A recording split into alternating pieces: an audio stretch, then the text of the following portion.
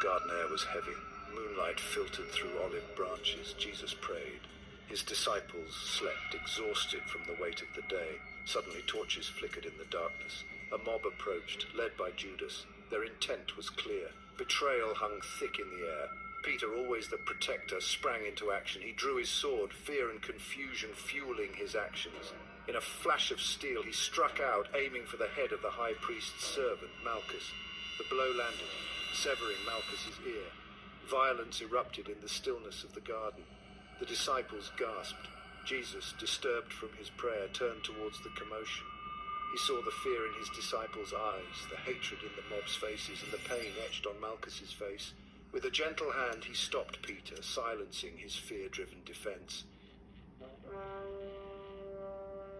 Peter's act, born out of a desire to protect his beloved teacher, carried grave consequences.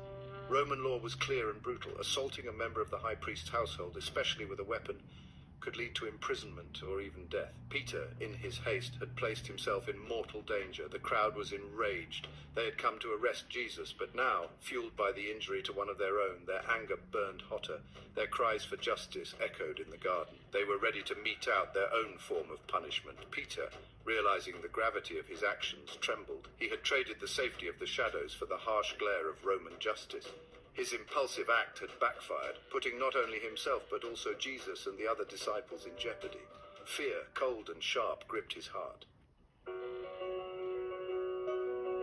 Amidst the chaos and anger, Jesus remained calm. He looked at Malchus, his eyes filled with compassion, not condemnation. He gently lifted his hand and touched the wounded man's ear. A hush fell over the garden as everyone watched, mesmerized by his actions. As Jesus' fingers brushed against Malchus's skin, something miraculous happened. The bleeding stopped. The severed ear, a gruesome testament to the night's violence, was restored. Pain vanished from Malchus's face, replaced by astonishment and awe.